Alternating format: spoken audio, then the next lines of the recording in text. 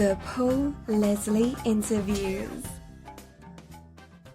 It is my extreme pleasure to welcome native Californian, vocalist, and songwriter Miss Tina Gullickson. Good afternoon. Thank you very much for joining us. Oh, my pleasure. So how did music start for you? Oh, my. I started singing in church when I was quite young, in a choir. And at that time, it was something that was enjoyable but scary. And it was probably because my mom was encouraging me to participate. But I really took an interest probably as early as elementary school. I wanted to play bass. And we had an upright bass in the house, and I started playing that. And then eventually guitar and a number of other instruments that I never really mastered, but, anyway, pretty early on. And you've been an artist and entertainer your entire life. Did you ever imagine another path? I don't think so. Growing up in an artistic environment, it was a very wonderful, creative way to grow up, and I was always encouraged to do pretty much whatever I wanted to do artistically, and I had felt that maybe that was going to be the path as far as fine arts go. And when music sort of filtered into the artistic mix, that sort of took over. And I didn't really, actually there is one thing now that I'm almost embarrassed to say. When I was in school, I thought, well, I'm not going to take typing because I don't really want to sit in an indoor situation. And now I'm really wishing that I had, because I'd be a much faster person on the computer. But anyway, I always hoped and dreamed of pursuing artistic directions, and I've been very fortunate. So tell us about the Doodletown Pipers.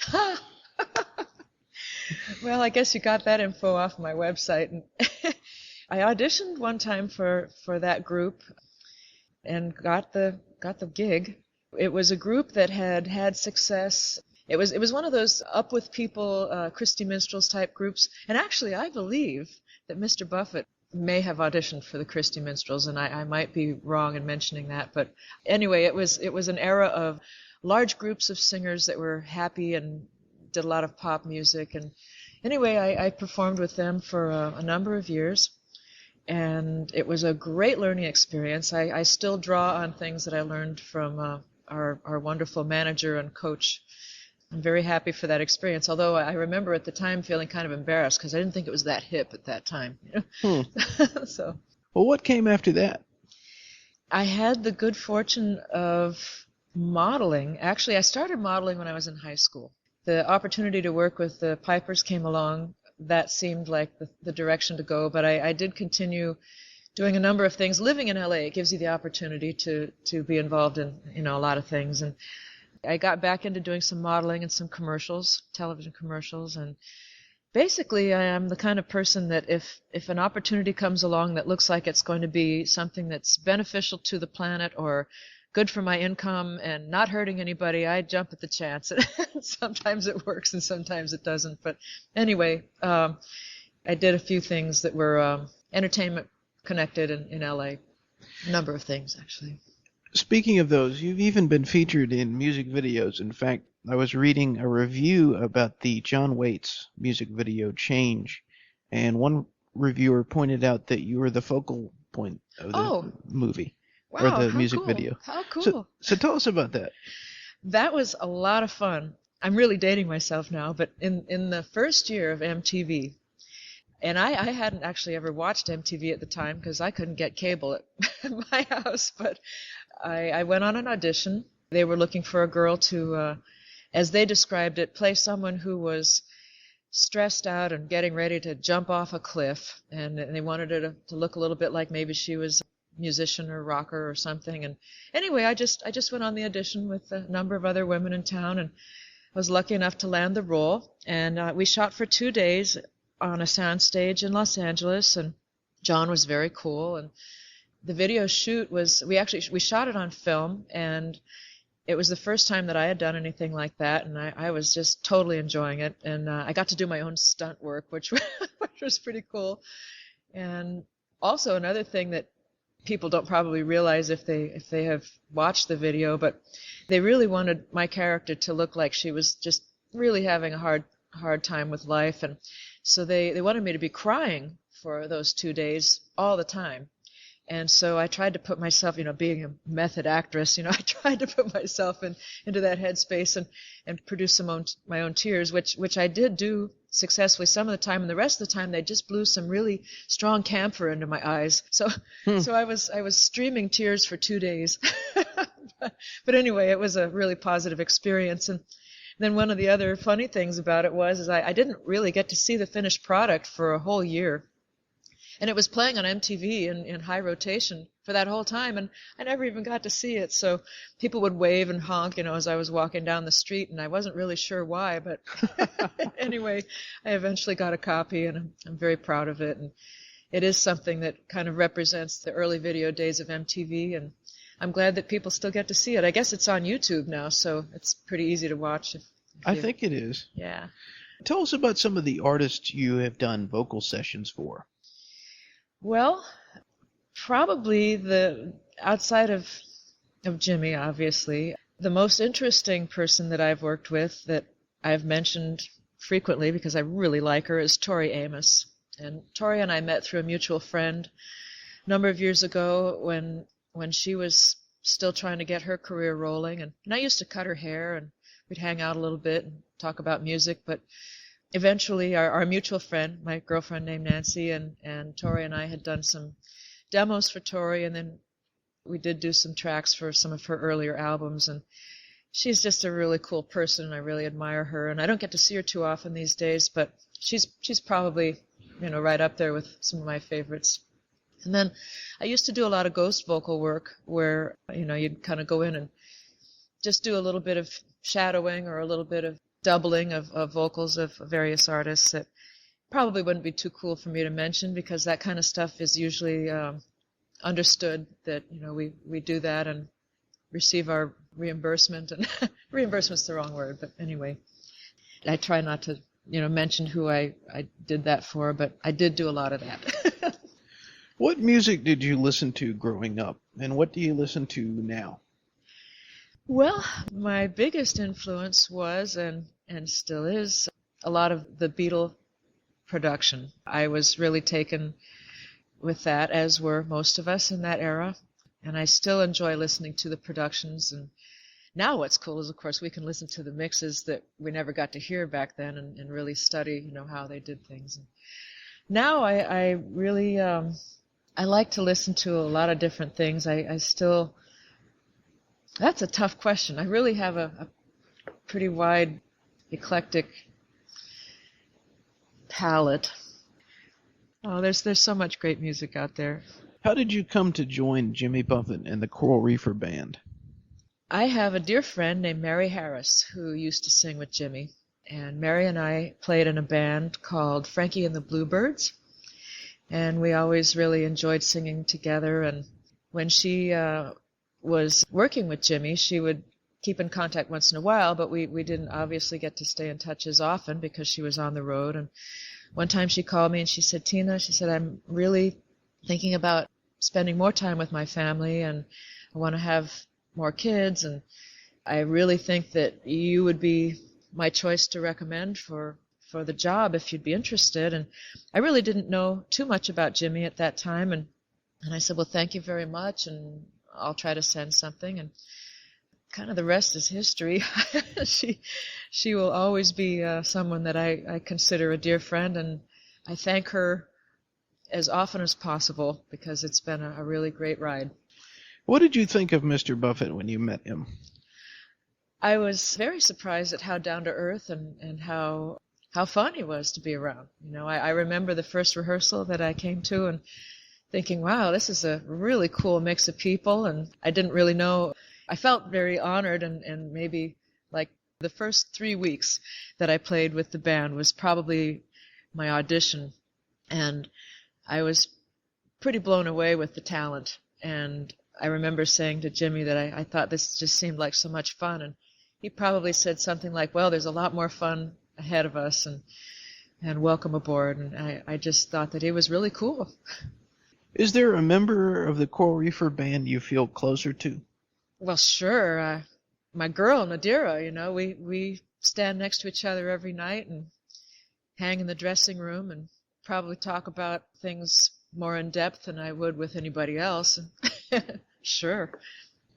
Tell us about your association with Peter Mayer. I know you were the executive producer of the music video Shall We Dance, and you have sung with his project, the Peter Mayer Group. Tell us about that. Well, I'll start by talking about the video. I remember one day at catering, Peter was talking about the possibility of shooting some video for his album Green-Eyed Radio. And my husband has been involved in video production for a number of years, and actually now he's working as a photographer, but at the time he was hoping to get involved with directing music videos, and he has a musical background as well, and so it seemed like something that I could kind of tie together. And so I kind of mentioned to Peter that, or he actually asked me, being the LA girl that I am, if I had some contacts with people in the industry that could possibly direct or help produce. And the light bulb clicked inside of me, and I thought, yeah, I do.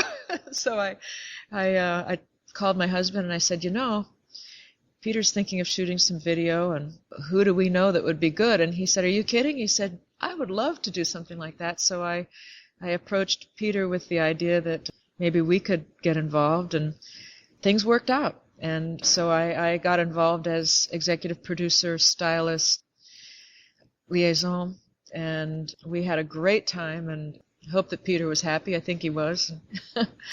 Yeah, it was a great experience.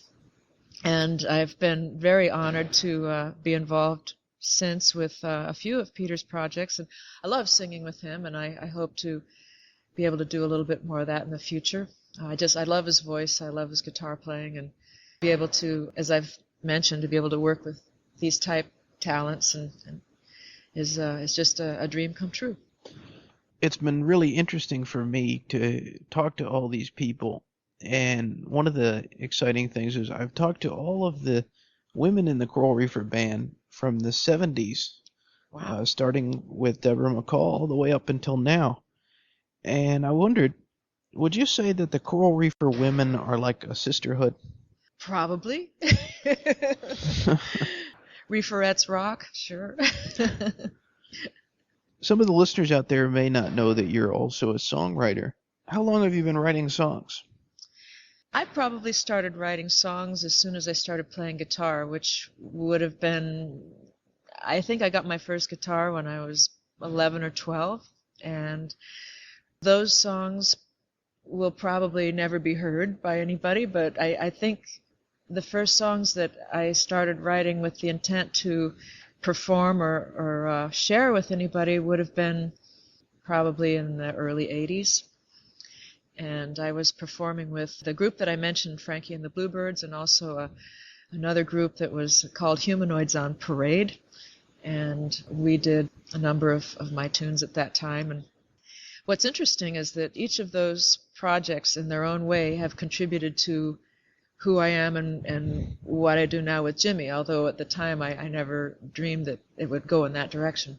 And now the songs that I'm writing are probably geared towards and influenced by, of course, this environment, but I think that even some of the material that I wrote back in the day is probably going to be recorded at some point and shared with everybody. Tell us about the song Mango Tango. I was driving home from the local health food store with a mango tango juice in my hand. I'm going to plug the company. Odwalla Juice makes a mango tango smoothie. And between the time it took me to leave the health food store and get home, this little jingle ran through my head, and I thought, oh, that'd be kind of cool if I ever got this little tidbit of a jingle to the company. And then I read that actually Odwalla Juice Company was started by some musicians, and they probably didn't need a jingle. But anyway, I kind of got home and sat down at the piano and finished it in a couple days, and then it sort of just sat unheard for a while, and eventually I thought, well, that song is kind of appropriate, and I should probably share it with some people. So I made a little demo of it, and eventually that'll hopefully get re-recorded as well. Tell us about some of the other songs. You have plans to release a solo project. What will it be like?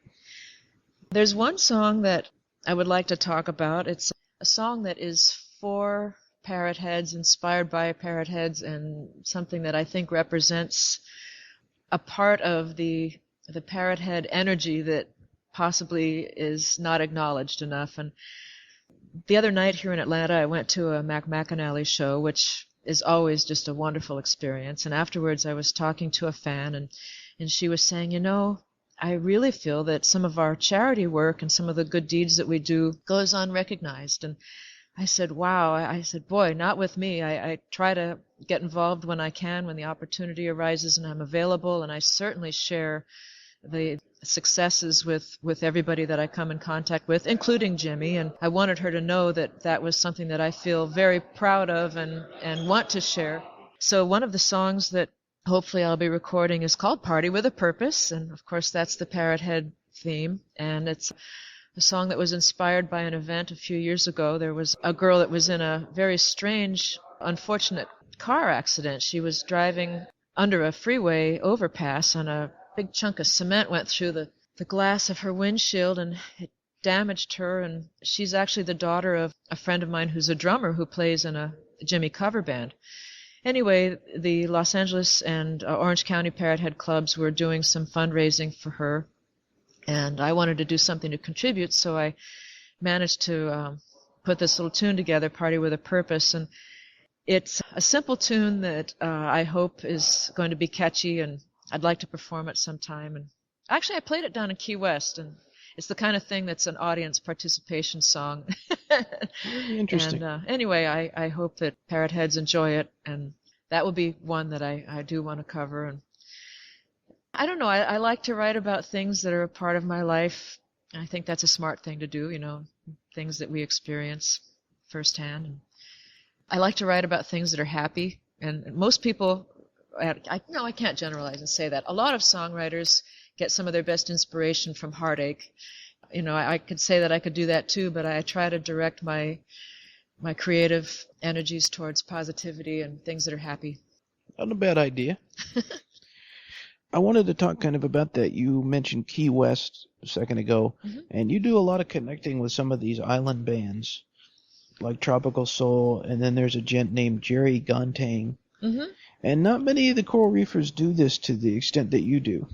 What got you into working with those artists? Well, Mike McLean, who is a friend of mine, had been the president of the Los Angeles Parrot Head Club, and he approached me one time at a Peter Mayer show.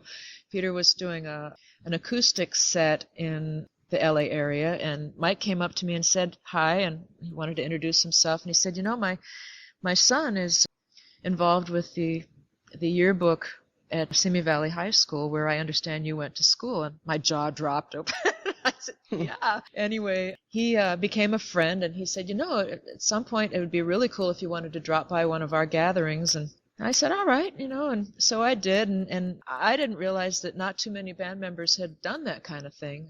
And so I thought it would be kind of cool to break the ice and show up at a few of these functions and help out with their fundraisers. And then I got to meet, some of the bands, like Jerry's band, and he invited me to sit in, and, it was just kind of an organic thing. And the wonderful thing about these events is that everybody, of course, is there to have a good time. But as I mentioned, a lot of these gatherings raise great amounts of money that go to really good causes. And I feel that it's something that I can do that really helps out on a number of levels. And so I really enjoy that. I was really fascinated by this. I believe you went to Amsterdam and reported back to discuss this, but you are a supporter and promoter of hemp products. I am. So tell us about that. In fact, I'm wearing a tank top right now that's made out of 100% hemp knit. Wow. Yeah, I have some friends that are active in the hemp movement and have been for a number of years, and they approached me one time. There's a museum in Amsterdam that had been primarily known as the Hash Museum, and they said, we want to update this museum and inform people that there's a big difference between cannabis that's used for recreation and cannabis that's grown for industrial purposes. And now, of course, it is a little bit more discussed and more well known, but what I think that is so cool now is that there are a number of products, fabrics things that people are using to help green the planet that are like, for example, bamboo is being now used quite a bit, and there are some other very sustainable, renewable sources that are being introduced into the industry. But what's great about hemp is that you can use the fiber for fabric, and you can actually make things like using the cellulose, which is from the center of the stalk. You can make products even as sturdy as cement. You can build with it. Car companies like Mercedes have been using the fiber to incorporate into their panels, like their dash panels and their door panels and stuff, for kind of going unknown for a long time. The fabrics are very soft and breathable like cotton, but it grows without pesticide. The industrial hemp stalk can grow to 12 feet tall in about 3 months, and then you can have a second planting in a year. So you can get quite a bit out of the soil. The leaves drop and refurbish the soil with nutrients. The seed is a wonderful producer of oil and protein. You can get a very high quality protein from grinding the seed. You get a very high quality oil that is full of omega-3s, 6s, and 9s. It's the perfect blend of those proteins. So it's great for people like me who are vegetarian. You can supplement your diet with that. And there aren't really a whole lot of sources for those omega-3 and 6s. You can get it from flax, which is a cousin to the cannabis, but you get a perfect blend of the 3s, 6s, and 9s in the seed that you don't get from any other vegetable. And it's also something now that in countries like Canada, who can now grow it very freely, it's a very wonderful source of fuel for biodiesel. And I think that unfortunately now we're using a lot of corn for our ethanols, and it's really sad to be using that kind of food for, I shouldn't say sad, I mean it's great that we're finding alternative sources, but it's unfortunate that it's robbing our corn as a food source. And when we have such a wonderful resource as something like the hemp plant that grows so quickly and basically doesn't need anything except for sunshine and soil, I really hope that sometime that we'll be able to grow it more widely around the world. That's really, really interesting. Very interesting. So it's an ecologically friendly Absolutely. plant.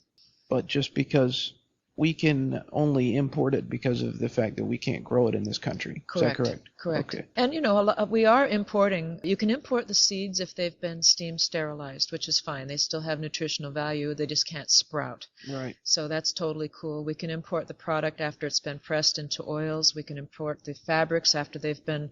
We can pretty much bring any of it into the country as long as it's brought in under the rules that our DEA has set. And I understand partly, but I think it's really unfortunate that they still categorize it as something that's a threat and a worrisome product, because there is really no way that you can, you're not going to be able to use industrial cannabis for a recreational purpose. It's not grown for that, it's not bred for that, and we really have to distinguish the difference. Kind of jumping back to the performing side, do you have a favorite place not only to visit when you're on the road, but also to perform? Well, I don't think I can pinpoint one particular favorite place, but of course we do have the luxury of traveling to tropical places, and just being in that environment, of course, is really, really wonderful. And the atmosphere, it just lends itself to our whole setting and whatnot. But I have personal little favorites in certain places, just because a lot of the road for us ends up being more than being on stage. It ends up being the time that we spend together as a group, and the conditions backstage. And I think of places like when we play in Boston, the place that has been called Great Woods for so long, which now of course it's probably Tweeter Center this year still. Anyway, they have a wonderful herb garden outside where we get to have our dining before the show, and that's kind of delightful. And of course I like playing in California because that's close to where my family and friends are. And when we play places occasionally like Santa Barbara, of course I feel like I'm kind of at home, even though that's an hour or so away from where I live. It's kind of neat to be in that vibe. And I love playing in Toronto because I think that city is exceptional, and I've made friends in all the cities where we've played, and I just can't really pinpoint one particular place, but Jimmy has us playing in places that are great everywhere, so, it's all good. When someone goes to hear you perform, either live or on a record, what do you hope the listener gets out of the experience? Well, I think that the level of musicianship mixed with the great showmanship that Jimmy has and the energy that's created on stage is just something that's exceptional and sort of understood. But from a personal standpoint, I feel that it's a pretty high calling to be able to stand up in front of these wonderful numbers of people and to help them forget their troubles and escape. And we truly have a great time when we're on stage. And when I'm up there smiling and kicking my heels and enjoying myself, I hope that the people that are watching truly feel that and can, we as luminous beings reflect from each other. And if I'm shining some light and some happiness, I'm hoping that those that are watching feel that and can feel that happiness as well. And I try, even intentionally, sometimes, when we're doing songs like maybe Southern Cross, for example, when I feel like I'm reaching out and gesturing to the crowd, I actually try to send energy out through my whole body that is good, positive, healing, shining light on everybody. And I know that sounds kind of corny, but it's true. I really try to do that, and I hope that people pick up on it. Oh, I mean, people can definitely pick up a vibe. Yeah. Always. When you're not on stage, what do you like to do on the road? Well, as a vegetarian, it's always a challenge for me to find good food. So a lot of my days, if we have a day off, are spent in search of maybe the local health food store or maybe some kind of cool artistic hang. Maybe, I don't go to enough museums, but I will catch something if there's something special in town. Or if I have a friend in town that I haven't seen for a while, I'll maybe try to catch up with them a little bit, or just get out and walk around and see the city. I like to get a little exercise, and I do like to go dancing, and it's rare that we have that opportunity, but a few of us get a chance to go someplace where there's some good music and hear a little bit of that and burn a little energy on the dance floor. I like that. Kind of in that same vein, you can find out a lot about a person from the way they answer this question. What is your all-time favorite meal? Ooh. Oh. I guess I'm a hard one to pinpoint a single favorite anything, but I'm a big pasta girl. I love a good veggie pasta. It's pretty hard to beat some fresh pasta with maybe some garlic, olive oil, olives, and fresh tomatoes. And of course, in the morning, I wouldn't start the day with pasta. I like a fresh fruit smoothie. And let's see, lunchtime, what would be good?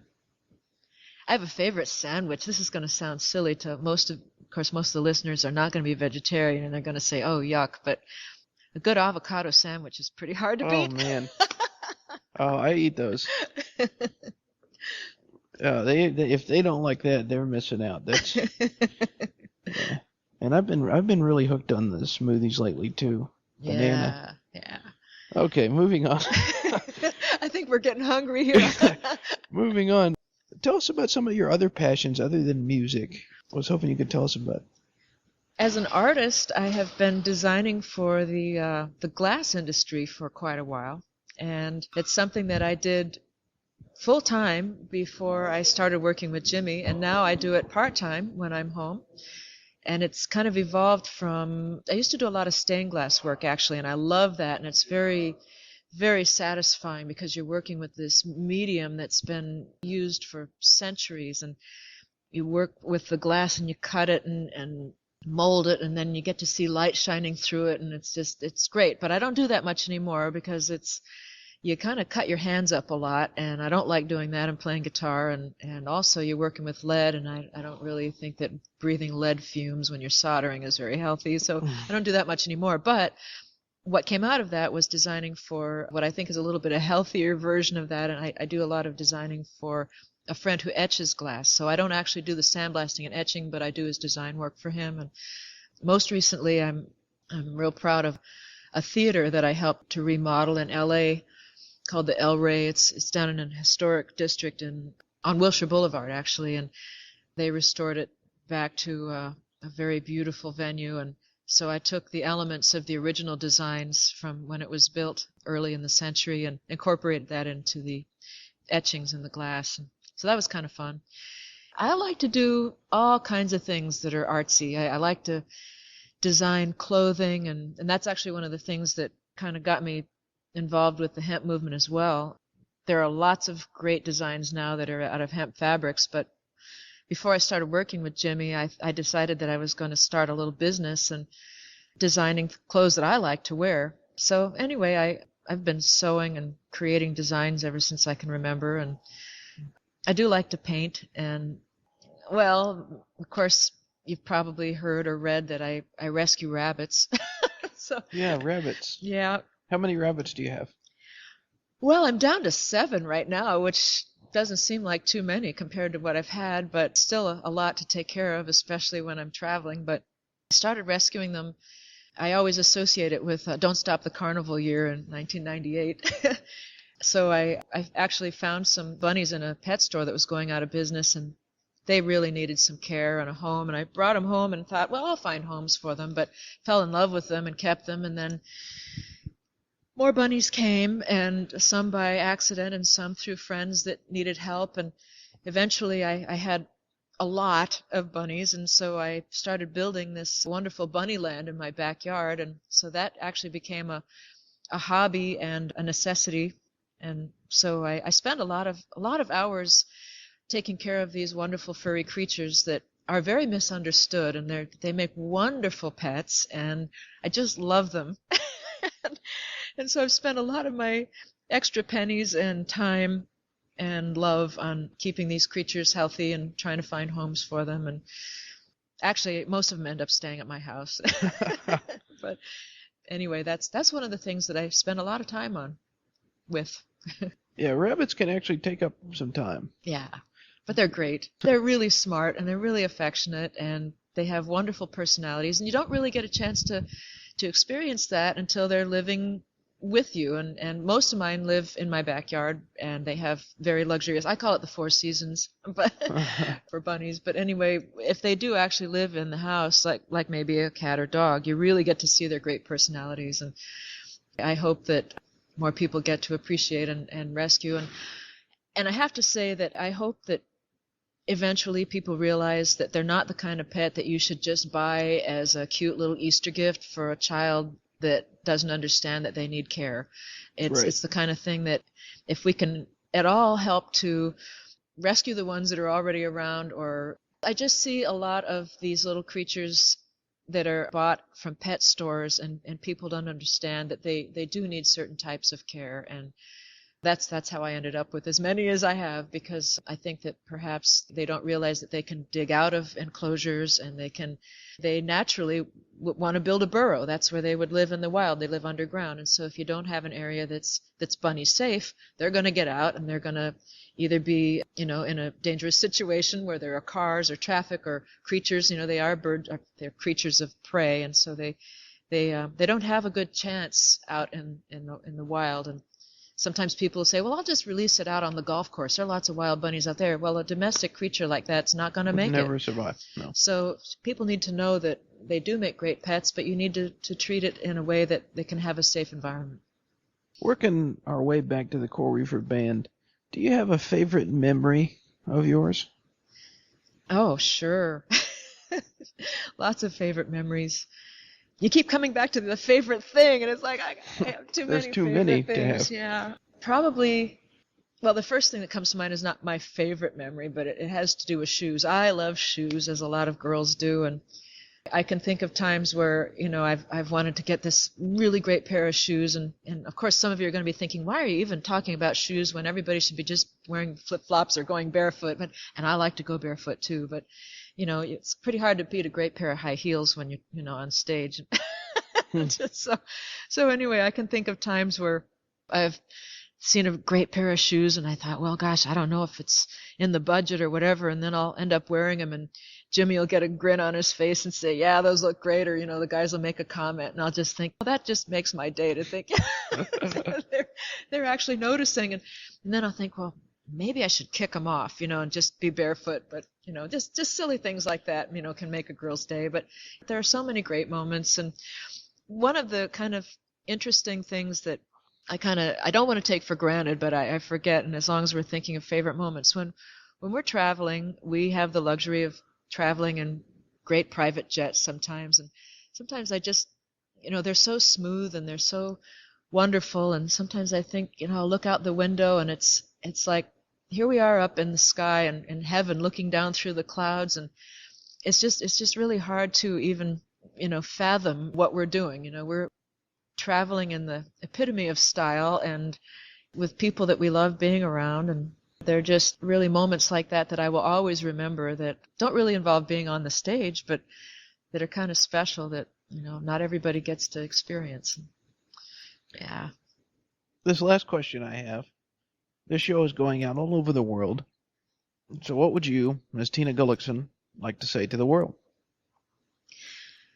I would like to say that I'm very encouraged with the way that our year is progressing politically, and I don't really know if it's safe to talk about politics, but I'm really pleased that more people are getting involved with greening the planet and participating in trying to change things for the good. And if there are things that I can do to help that, I'm certainly going to do it. And I really admire people like Bono, who has been obviously a great influence on our music in this generation, but has taken such huge strides to make us aware of what's going on in the world and make us realize that we can do things that really make a difference.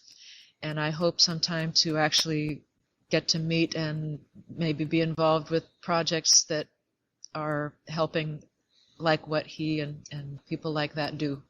And Jimmy does so many wonderful things as well, and anytime that I can do things outside of performing that support his good works, I am there. So I guess that would be probably the best way to encapsulate what I'd like to project. Thank you very much for making the time to speak with me. It's been lovely. Well, thank you very much, and I hope that we get a chance again, and maybe in the future I'll grab a guitar and have a couple tunes and we can have a little jam or something. That would be something to look forward to. All right. Well, thank you very much. Thank you.